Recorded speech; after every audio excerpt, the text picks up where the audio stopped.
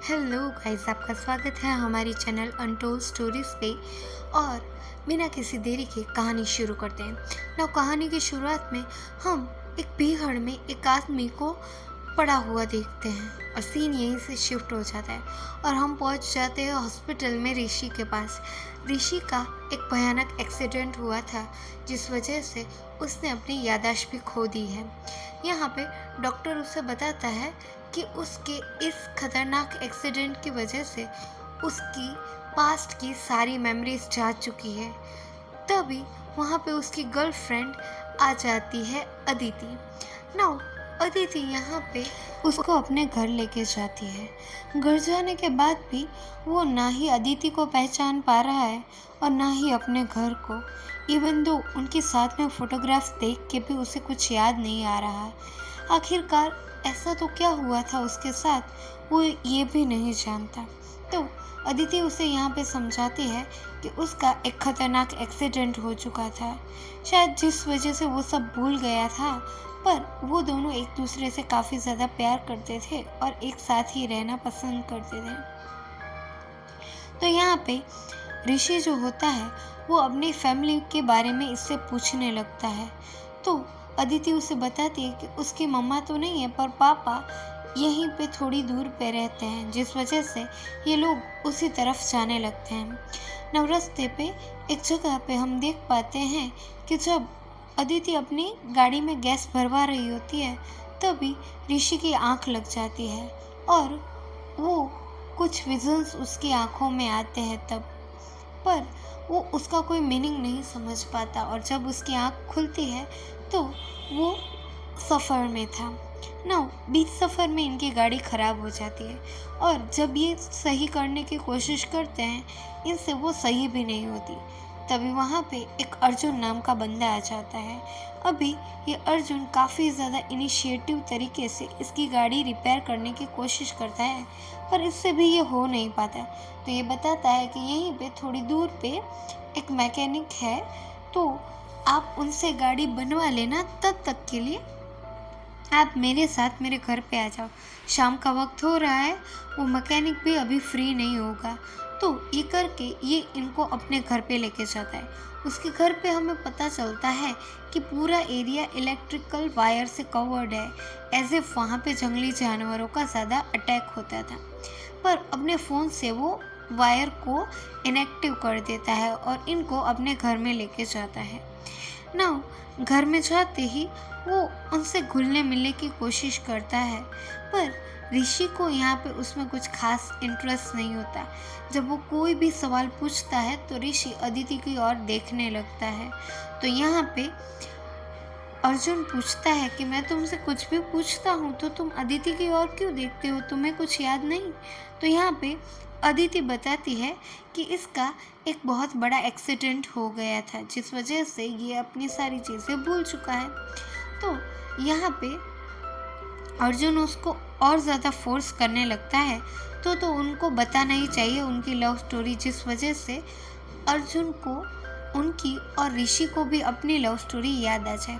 तभी घर की डोरबेल बजती है और वहाँ पे आ जाता है हर्षा, यानी कि अर्जुन का बेटा। ना कुछ देर ही ये डिनर करने साथ बैठे होते हैं पर हर्षा की नज़र काफ़ी ज़्यादा ख़राब थी अदिति के लिए, जो जान के ऋषि को काफ़ी ज़्यादा गुस्सा आता है और ये तुरंत वहाँ से निकलने का फैसला कर देते हैं। पर यहाँ पे अभी ये रात में तो जा नहीं सकते, तो ये अभी अपने रूम में चले जाते हैं। तभी डोरबेल बजती है और एक लड़की आती है हर्षा के पास। ना हर्षा इसके साथ फिजिकल होने की कोशिश करता है। जब वो लड़की मना करती है तो वो इसके साथ ज़बरदस्ती करने की कोशिश करने लगता है। इसी दौरान जब वो लड़की खुद को बचाने की कोशिश करती है तो हर्षा उसको बुरी तरीके से मारता है और मारने के बाद उसके साथ इंटीमेट होता है। ना ये सब जान के अर्जुन ये सब एक डायरी में नोट करने लगता है और जब अर्जुन उसके पास आता है तो वो उसे बताता है कि वो अपने बेटे की काली करतूतों की चिट्ठी यहाँ पे बनाता है। वो हर चीज़ वो लिखता है जो भी उसके बेटे ने गलत की है। जो ऋषि को काफ़ी ही ज़्यादा सरप्राइजिंग एंड शॉकिंग लगता है कि आखिरकार कोई बाप ऐसा कैसे हो सकता है। और कुछ ही देर में अर्जुन यहाँ से जाने लगता है तो ऋषि यहाँ पे चुपके से उसको देखने लगता है और वो देखता है कि नीचे के कमरे में भी कोई ऐसे ही छुपा हुआ है। तभी हम देख पाते हैं कि यहाँ पे अर्जुन ऋषि के पीछे है। वो उसकी हर एक छोटी बड़ी एक्टिविटी को ऑब्जर्व करता है और उसे एक बात बताता है अजीब सी कि तुम इतने बड़े एक्सीडेंट से बाहर आए हो तो तुम्हें कैसे भरोसा है कि अदिति ही तुम्हारी गर्लफ्रेंड है और तुम जल्दी ही लोगों पे ट्रस्ट करते हो, तो थोड़ा सा अवेयर रहा करो। तो यहाँ पे अभी ऋषि हर किसी पे शक करना शुरू कर देता है। जब वो अदिति के पास सवाल करने जाता है तो वो देखता है कि हर्षा यहाँ पे अदिति के साथ गलत करने की कोशिश कर रहा है, जिस वजह से वो अदिति को बचाने के लिए अपनी जी जान लगा देता है। और इसी दौरान इन दोनों की हाथापाई होने लगती है, जिसमें हर्षा को काफ़ी ज़्यादा चोट आती है और ऋषि को भी थोड़ी बहुत चोट आ जाती है। यहाँ पे अर्जुन इन सभी को अलग कर देता है और नीचे के एक कमरे में जाता है जहाँ पे एक औरत बंधी हुई थी, जिसकी जान वो ले लेता है और उसे भी वो जानवरों की तरह वहाँ से घसीट के ले जा रहा होता है, जो चुपके से ऋषि देख लेता है। नव ये देख के ये काफ़ी ज़्यादा डर जाता है और उसे समझ आने लगता है कि ये यहाँ पे बुरा फंस चुका है, तो कैसे भी करके इनको यहाँ से जल्द निकलना ही पड़ेगा। वो अदिति को जल्द से जल्द यहाँ से निकलने के लिए कन्विंस करता है, पर अदिति उसे बताती है कि उनके पास ना ही कार है और ना ही हर्षा और अर्जुन उनको जल्द से यहाँ से निकलने देंगे। पर फिर भी यहाँ पे ऋषि चाहता है कि जल्द से जल्द वो यहाँ से निकल जाए। तभी जब वो नीचे की ओर जाने लगते हैं तो वहाँ पे अर्जुन आ जाता है और अर्जुन उनको खाने पे ले जाता है और समझाता है कि तुम लोग यहाँ से कहीं पे भी नहीं जा सकते। मेरे बेटा ड्रग एडिक्टेड एंड उसको फिजिकल होने की हैबिट है, तो तुम अगर अपनी गर्लफ्रेंड को उसके साथ सोने दो तो मैं तुम दोनों को यहाँ से शांति से जाने दूंगा। पर इस चीज़ के लिए ना ही ऋषि एग्री होता है और ना ही एग्री होती है अदिति। उल्टा ऋषि यहाँ पे अर्जुन को मारने की कोशिश करता है, पर अर्जुन के पास गन देख के वो फिर से अपने आप को कंट्रोल करता है और यहाँ से खुद को बचाने के लिए ये ऊपर के कमरे में छुप जाते हैं। नव यहाँ पे अर्जुन की एक गोली ऋषि को छू के चली जाती है, पर वो उसको मारना नहीं चाहता था शायद, तो वो उसे बताता है कि कबोर्ड में फर्स्ट एड है तो तुम अपना इलाज कर लो और तुम्हें यहाँ से कहीं पे भी नहीं जाना, ये चीज़ तो तुम समझ ही लो। तो यहाँ पे अदिति ऋषि की मरहम पट्टी कर देती है और ये लोग यही सोच में पड़ जाते हैं कि ये आखिरकार यहाँ से निकलेंगे। उसी रात हम सारा नाम की एक लड़की को अर्जुन के घर में आता हुआ देखते हैं। उसकी भी गाड़ी खराब हो गई थी, जिस वजह से वो यहाँ पे आई हुई थी और अर्जुन उसको भी सेम वेलकम करता है और उसको अपने यहाँ पे इनवाइट कर लेता है। नाउ यहाँ पे ऋषि और अदिति भी नीचे आते हैं। वो यहाँ से भागना चाहते हैं और सारा को यहाँ पे देख के वो बहुत ही ज़्यादा डर जाते हैं, पर उनको कुछ भी बताने का मौका नहीं मिलता बिकॉज ऑफ द अर्जुन। पर फिर भी किसी न किसी तरीके से छुपे तरीके से यहाँ पे अर्जुन सारा को यहाँ से भागने के लिए एडवाइस करता है। वो अपने ज़ख्म दिखाता है सारा को, जिस वजह से सारा को यहाँ से निकलने का ख्याल आता है। पर जब तक वो निकलने की कोशिश करे तब तक वहाँ पे अर्जुन आ जाता है और वो उसके सर पे एक बॉटल फोड़ के उसको वहीं पे बेहोश कर देता है और उन्हीं के सामने सारा को घसीटते हुए लेके जाता है। ना इन सब से ऋषि काफ़ी ज़्यादा हद तक डर चुका था, तो कैसे भी करके यहाँ से भागने का फैसला करता है। तो उससे वहाँ के बाथरूम में से एक छुपा रास्ता मिल जाता है, जिस वजह से वो उस घर से बाहर निकल जाता है। बाहर निकलते कुछ देर बाद उसे एक टैक्सी भी मिलती है, जहाँ पे वो आदमी उसको अपने साथ चलने या पुलिस स्टेशन जाने के लिए बोलता है। पर यहाँ से जाने से पहले एक घड़ी के लिए उसे अपनी गर्लफ्रेंड अदिति की याद आती है, जो उसके इंतज़ार में उसके सहारे वहाँ पे अटकी हुई है। जिस वजह से वो उस टैक्सी में नहीं जाता, बल्कि उस टैक्सी वाली को बोल देता है कि तुम मुझे यहाँ पे उतार देना, और वहाँ से उसी छुपे रास्ते से वो फिर से उसी घर में चला जाता है, जहाँ पे वो देखता है कि अभी अर्जुन ने अदिति को बांध के रखा हुआ है। शायद वो उसको अभी ख़त्म ही करने वाला होता है, पर तभी वहाँ पे ऋषि खुद को सरेंडर कर देता है, जिस वजह से यहाँ पे अर्जुन डाइवर्ट हो जाता है। पर मौका पाकर वो अर्जुन की गन उससे छीन लेता है और उसको मारने की कोशिश करता है। पर तभी हम देख पाते हैं कि अदिति जो है वो फ्री होके खुद ऋषि के सर पे वार करके उसको बेहोश कर देती है। पर आखिर ऐसा क्यों, वहीं हमें बताते हुए हम पहुंच जाते हैं फ्लैशबैक में।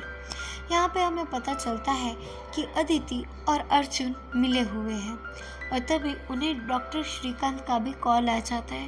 डॉक्टर श्रीकांत उसे बताता है कि अभी भी कुछ रिकवरी है ऋषि की हालत में।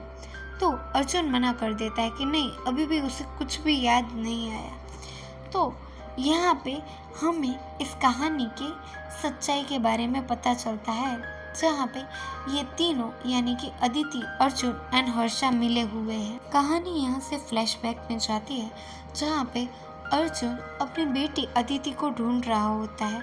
वो काफ़ी ज़्यादा नर्वस था, जिसे देख के लक्ष्मण यानी कि वो कैब ड्राइवर उसे कन्विंस करने की कोशिश कर रहा है कि डोंट वरी, आपकी बेटी जहाँ भी होगी ठीक होगी, इट्स ओके अगर उसका कॉल नहीं लग रहा है।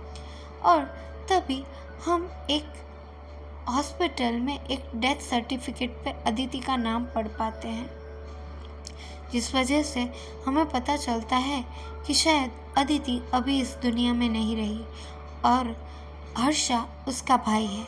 उसकी एक दोस्त थी मीरा, जो अभी अदिति होने का ड्रामा कर रही है ऋषि के सामने। पर आखिर ये सब है क्या और क्यों है, ये हमें जल्द ही पता चल जाएगा। यहाँ पे मीरा रिवील करती है कि अदिति तो बहुत ही ज़्यादा खुशमिजाज लड़की थी, तो वो ऐसे सुसाइड नहीं कर सकती। पर यहाँ पे हॉस्पिटल वाले और पुलिस वालों का भी यही मानना था कि अदिति काफ़ी ज़्यादा वक्त से डिप्रेशन में थी और उसने सुसाइड कर लिया है। उसकी मौत एक एक्सीडेंट हो सकती है या फिर सुसाइड, पर उसका कोई मर्डर नहीं हुआ, जिसके लिए अभी अर्जुन एग्री नहीं कर सकता, क्योंकि उसे भरोसा है कि उसकी बेटी कभी भी अपने आप को ऐसे तो ख़त्म नहीं ही करेगी। तभी हमें एक्चुअल अदिति की भी झलक दिखाई जाती है, जो एक्चुअल में बहुत ज़्यादा खूबसूरत और खुशमिजाज थी। और इसकी डेथ की न्यूज़ सुन के एक सारा नाम की लड़की आती है अर्जुन के पास, और वो कुछ बताती है बहुत ही ज़्यादा खतरनाक अर्जुन को। वो अर्जुन को बताती है कि उस रात वो ऋषि के साथ थी और ऋषि उसके साथ इंटीमेट होने की कोशिश करता था।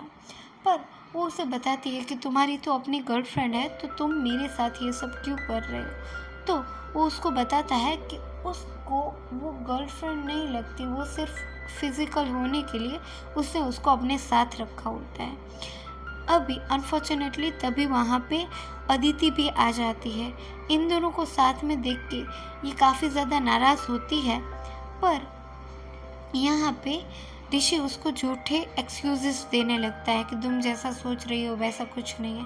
पर उसके एक्सक्यूज़ से यहाँ पे अदिति कन्विंस नहीं होती और उल्टा नाराज़ होकर यहाँ से जाने लगती है, जिस वजह से अभी यहाँ पे ऋषि को काफ़ी ज़्यादा गुस्सा आने लगता है, जिस वजह से वो उसको पकड़ के ज़ोर से घसीट के पीछे की ओर धकेलता है।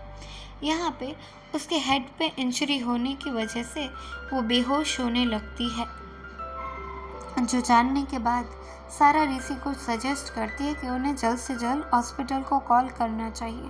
पर यहाँ पे ऋषि इस चीज़ से मना कर देता है और वो कहता है कि वो किसी डॉक्टर को जानता है, और यहाँ से सारा को भगा देता है। उसके बाद अर्जुन तुरंत ही कॉल करने को बोलता है सारा को कि वो ऋषि को कॉल करे, पर ऋषि उसका कोई भी कॉल पिक नहीं करता, जिस वजह से अर्जुन यहाँ से निकल जाता है, ऋषि की तलाश में। उसे कैसे भी करके ऋषि तक पहुंचना है। तो वो उसके घर के आसपास के सारे सीसीटीवी फुटेजेस चेक करवाता है उसके पड़ोसी की हेल्प से, जिसमें उसे एक कैब के बारे में पता चलता है। थोड़ा सा जूम इन करने के बाद उन्हें उस कैब का एक्चुअल नंबर भी मिल जाता है, जिस वजह से वो लक्ष्मण के पास पहुंच जाते हैं। ना लक्ष्मण यहाँ पे रिवील करता है कि उसने यहाँ से ऋषि को एक ट्रेन स्टेशन पे ड्रॉप किया था। तो उसका पीछा करते करते अर्जुन भी वहीं पर पहुंचने की कोशिश करता है। इस दौरान उसके पीछे पुलिस भी पड़ जाती है, पर उसको और कोई फिक्र नहीं। उसे कैसे भी करके बस ऋषि को पकड़ना है। वो आज उसको यहाँ से जाने ही नहीं देना चाहता, जिस वजह से अभी ऋषि तो ट्रेन में चढ़ जाता है और उस ट्रेन में अदिति उसके सामने बैठी हुई थी। नाउ यहाँ पे अदिति को यहाँ पे देख के वो कुछ कहे उससे पहले वहाँ पे अर्जुन आ जाता है और अर्जुन उसको बुरी तरीके से मारने लगता है, जिस वजह से यहाँ पे एक बार फिर से ऋषि बेहोश हो जाता है।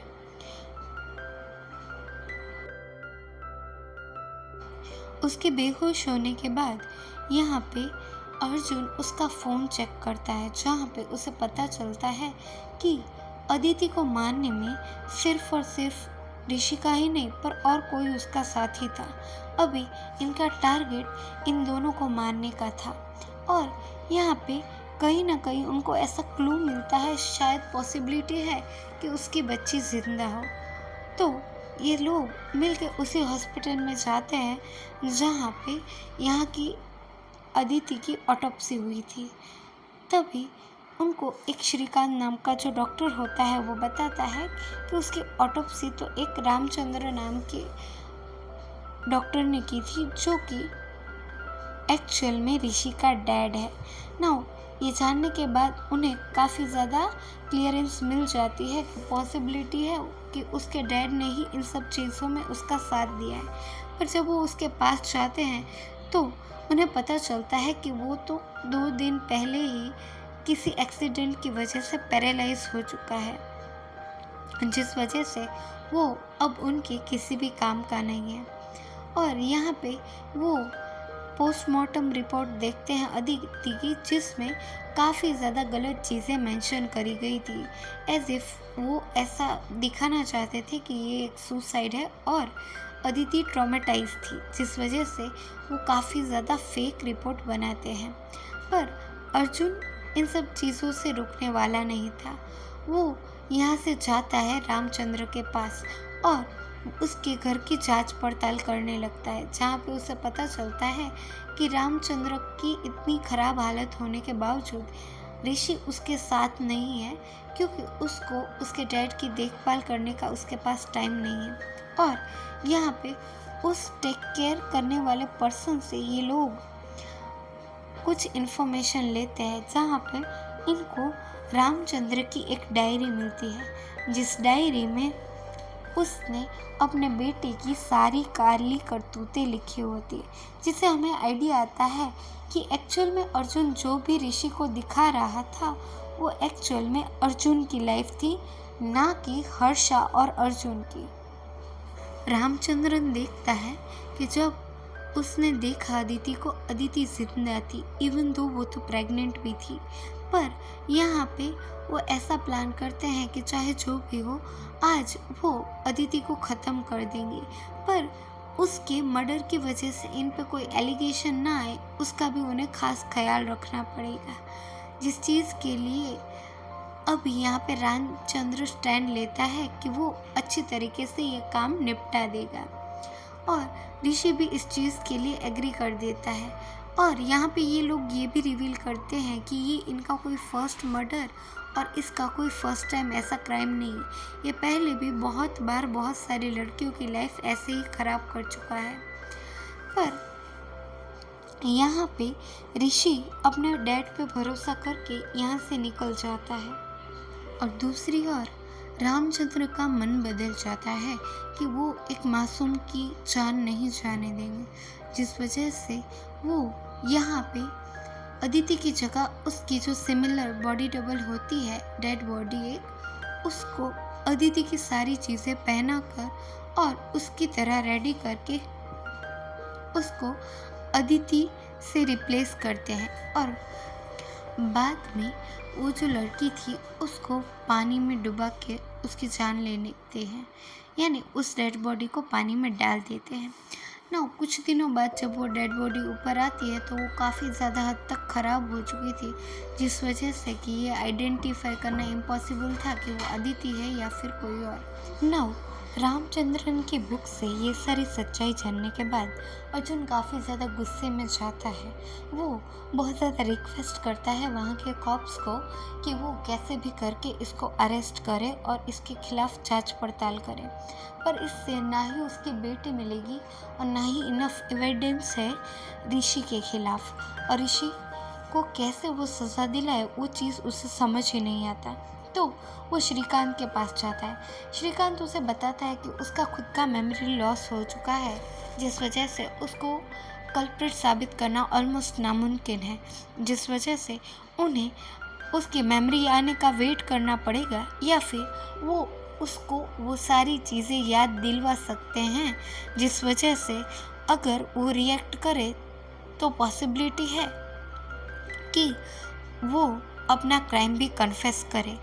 उसके बाद से ही अर्जुन वो सारी चीज़ें रिपीट करता है जो भी रामचंद्र और ऋषि ने मिलके की थी, पर एक्चुअल में ड्रग एडिक्ट हर्षा नहीं बल्कि ऋषि था, और फिज़िकल यानी कि वो सब चीज़ों की रिक्वायरमेंट भी ऋषि को थी, ना कि हर्षा को।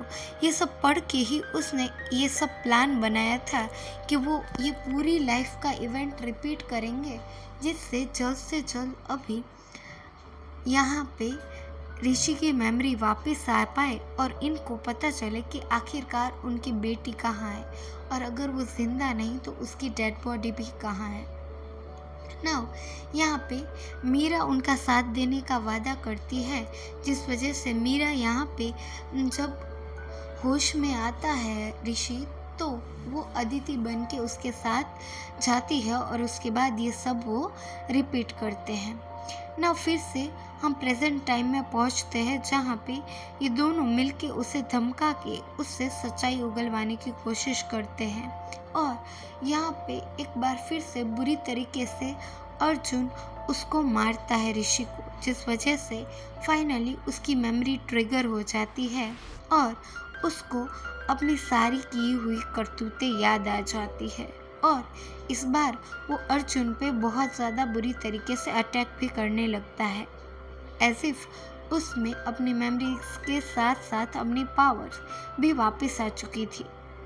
पर एक टाइम पे हम देख पाते हैं कि ऋषि अर्जुन पे हावी हो रहा है, जिस वजह से इन दोनों को यहाँ से भागना पड़ता है। तो ऋषि भी वहाँ से एक गन उठा के इन दोनों के पीछे भागने लगता है, जिस दौरान वो एक गोली शूट करता है, और हम वहीं पे फिल्म की शुरुआत वाले सीन पे पहुँच जाते हैं, और उसी फील्ड में अभी वो गोली तो शायद अर्जुन को नहीं लगती, पर तभी उसी वक्त एक गोली ऋषि को लगती है, जो गोली चलाई थी लक्ष्मण ने। हाँ, ये वही कैब ड्राइवर है जिसने पहले भी काफ़ी ज़्यादा सपोर्ट किया था अर्जुन को उसकी बेटी के लिए। और यहाँ से अर्जुन देखता है कि अभी भी यहाँ पे ऋषि की कुछ सांसें बाकी है, तो वो उसको उठा के कहीं ले जाता है। वहाँ पे उसे पता चलता है कि उसकी बॉडी पे बहुत सारे टैटूज़ हैं, और ये टैटू वो जब भी किसी लड़की के साथ कुछ गलत करता है तो बनवाता है। इस बार उसने डेथ सिंबल नहीं बल्कि एक पहाड़ी का पिक्चर बनाया था। तो यहाँ पे कुछ आर्टिकल्स और मैगज़ीन की वजह से इसको पता चल जाता है कि आखिरकार उसकी बेटी कहाँ है, जिस वजह से वो वहाँ पे जब पहुँचता है तो उसे समझ आता है कि इस पहाड़ी वाले इसी घर पे एक हिरन का सिंबल जो उसने अपने सीने पे बनाया था, उसी हिरन के पीछे वाले कमरे में उसकी बेटी आज भी जिंदा है और अपनी ज़िंदगी के लिए लड़ रही है। यहाँ से अपनी बेटी को बचा के वो उसको हॉस्पिटल में एडमिट करता है ना। हॉस्पिटल में एडमिट होने के बाद वहाँ पे पुलिस आती है और सारी जांच पड़ताल करती है। यहाँ पे वो अर्जुन को बताती है कि ऋषि अभी भी बाहर है, तो आपको सिक्योरिटी को अपने साथ रखना चाहिए। पर यहाँ पे अर्जुन साफ साफ मना कर देता है कि उसे सिक्योरिटी की ज़रूरत नहीं, वो अपनी बेटी को अब खुद ही संभाल लेगा। पर उसके माइंड में कुछ तो चल रहा है। तभी हमें बताया जाता है कि अर्जुन ने अभी उसी बर्फीली पहाड़ी पे दो किनारे पे, एक किनारे की ओर जहाँ पे ऋषि मरने का इंतज़ार कर रहा है और दूसरे किनारे की ओर उसके पापा है जो चाह कर भी उसकी हेल्प नहीं कर सकते, और ये दोनों एक दूसरे के मरने का इंतज़ार कर रहे हैं। और इसी के साथ हमारी आज की कहानी यहीं पे ख़त्म हो जाती है। हम मिलेंगे किसी ऐसी ही उलझी सी कहानी के साथ। Till then, thanks for watching, love you all, bye bye.